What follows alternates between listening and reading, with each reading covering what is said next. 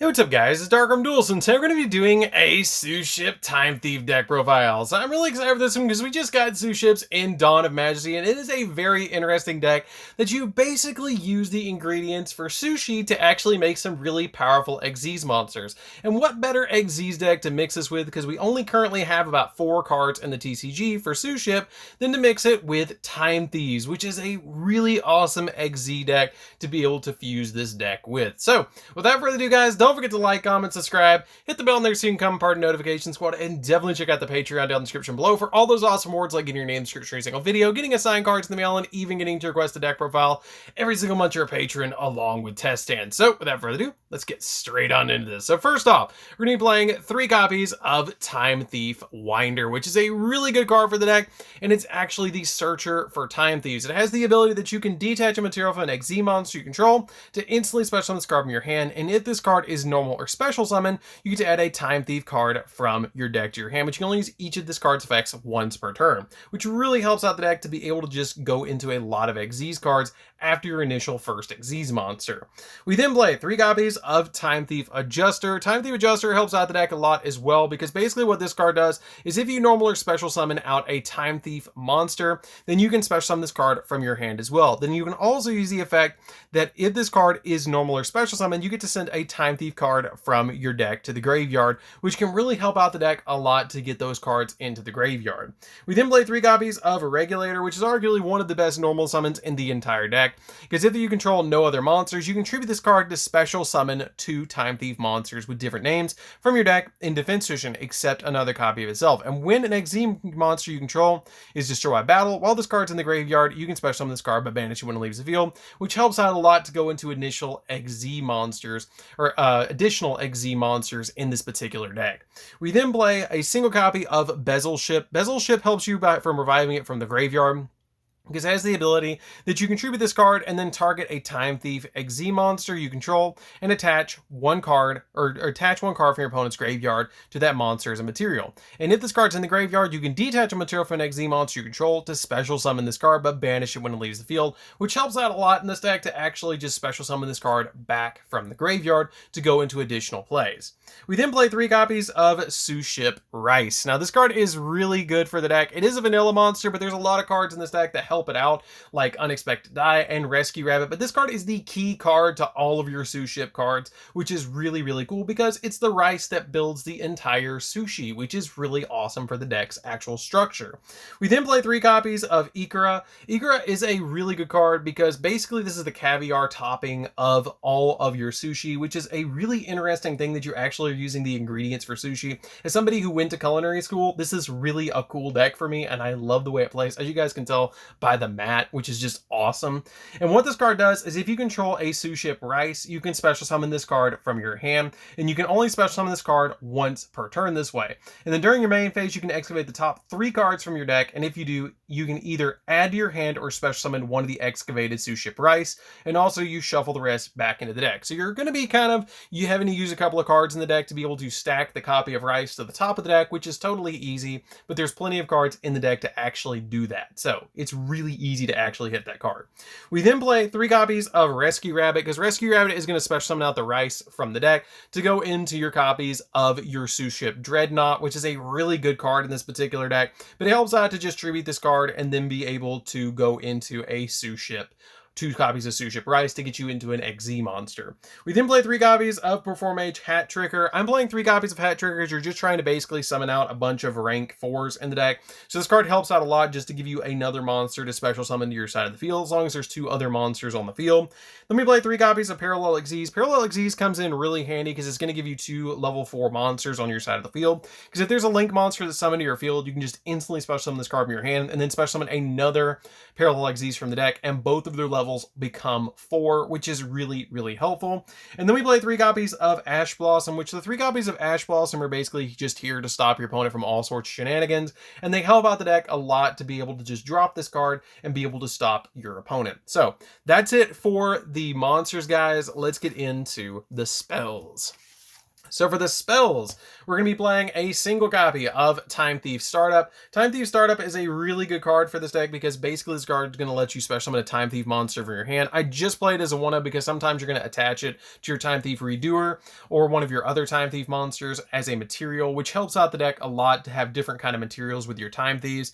And it also has the ability that during the main phase you can banish a card from the graveyard and then target one Time Thief XZ monster you control and attach up to 3 different Time Thief cards with different types, 1 monster, spell, and trap from your graveyard to that monster as a material, which is really easy to actually do because you play a trap and this and then all those monsters, so it's pretty easy to actually go into this play. We then play 3 copies of Unexpected Die, which helps you get out your copies of the Suship Rice from the deck to your side of the field. It basically turns them all into Cyber Dragons, so you're basically playing like 6 copies of it, which is really cool. Then we play 3 copies of Shipyard Seaside Supper Spot, which I love the name of this card. I don't know if you guys can tell, but I really love this deck, and I'm so excited for the new support that's going to come out in the next pack as well. But this card is really good.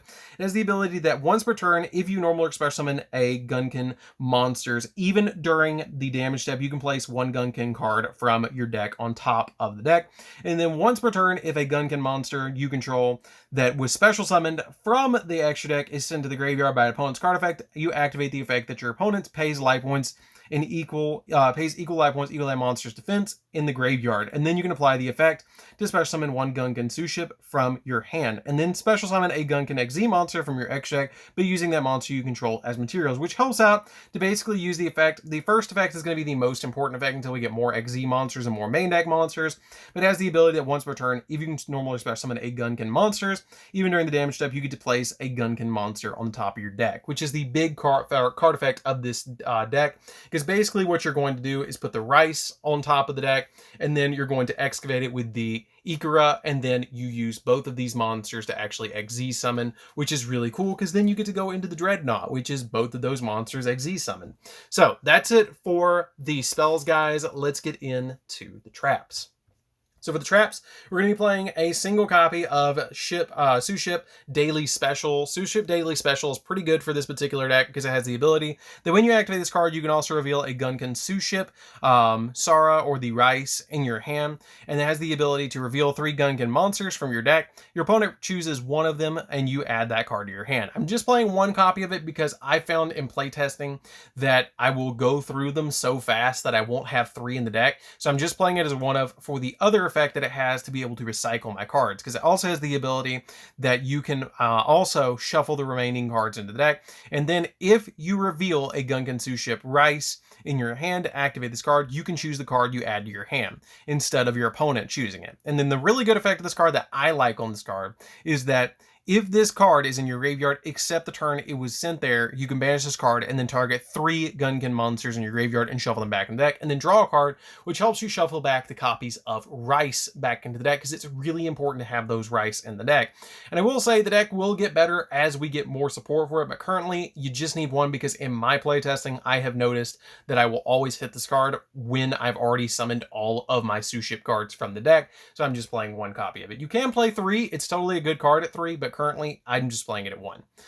We're then playing a single copy of Retrograde. Retrograde is a really good card as well because when a spell or trap is activated while you control a Time Thief XZ monster, negate the activation we do, attach that card to a Time Thief XZ monster you control as a material, which helps out the deck a lot to give you a Speed Spell 3 negation. And then we play 3 copies of the Phantom Knight of Shade Brigadine because these cards are basically just here to be able to give you a rank 4, because you can set this card on your field so long you don't have a trap in the graveyard, which you don't play very many traps in this deck at all, and that's the other reason I played this at 1 anyways, is I didn't want to have too many traps in the graveyard.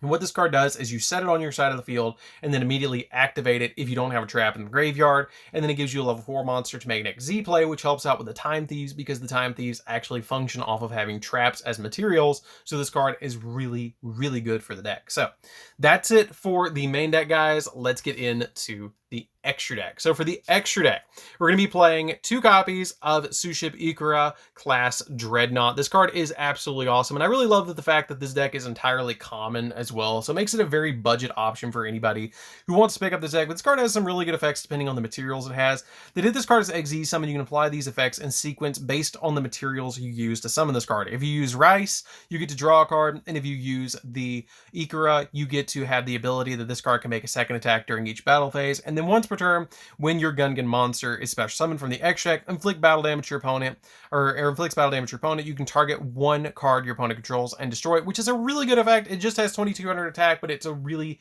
powerful card for this particular archetype.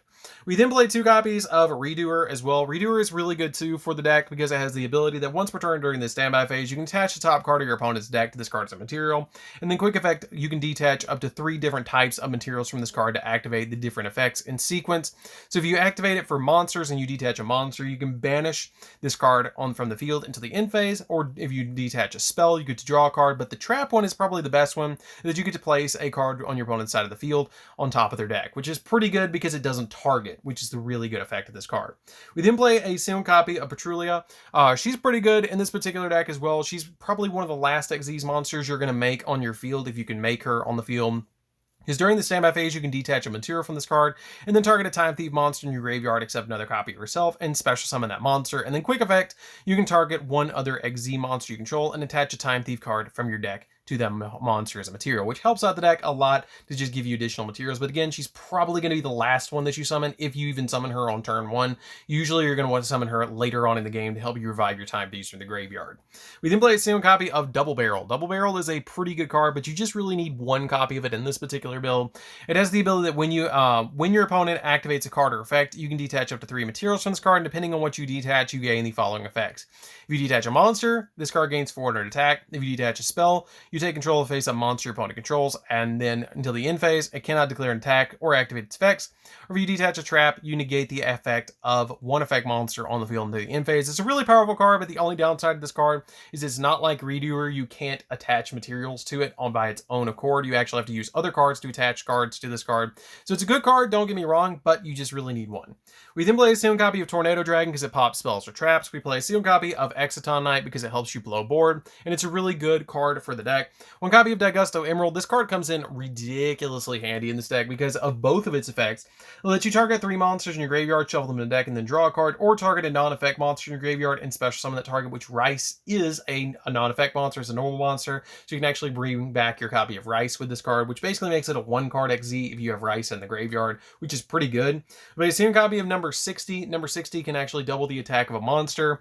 It can actually use the effect to revive a monster in the graveyard, or draw 2 and then discard a card, which can help you dig into the deck for cards you might need. 1 copy of number F0 because this card is really good in the deck, because literally as long as you make it with any of the top row of cards, you can actually just use any of these cards to make this, and then use this to actually go into a copy of number F0, Utopic Draco Future, which is a powerful XZ monster that you can actually make in this particular deck with some really good effects that can't be destroyed by battle, it can't be destroyed by card effects, and it also has the ability that once per turn, when your opponent activates a monster effect, you detach a material from this card, and negate the activation of that monster effect, and then you get to gain control of that monster as well, which is a really awesome effect to just take your opponent's monster for your own. We then play the same copy of Double A Zeus because it is an XZ deck, and this card is actually about to get a reprint, so it's going to be really budget, so don't worry about this card. If you can't play it right now, you can throw in another rank 4 card currently until the Megatins come out, but when the Megatins come out, I highly recommend that you pick this card up. We then play a second copy of Megaclops, which is a great card for this particular deck because it's a 4,000 attack point monster that literally you just use 3 XZ monsters to go into, and this deck is a primarily XZ based deck. And then we play probably one of the most important cards in the entire deck, and it's actually a copy of the Bujinki Link monster. And the big effect of this card is you just use 2 monsters with the same level, which the entire deck is a deck of rank 4, level 4 monsters, except for Ash Blossom, which is really nice. And what you do with this card is if this card is Link Summon, you can special summon a monster from your hand and your graveyard, and then you immediately activate the effect to XZ summon using those 2 cards, which is really helpful for this card because it's going to basically get you into a free monster, which is really helpful. Yes, it does cost you those monsters, but it's going to get cards out of your hand, and it's going to get cards back out of your graveyard, and it's basically sometimes just a free monster on your side of the field.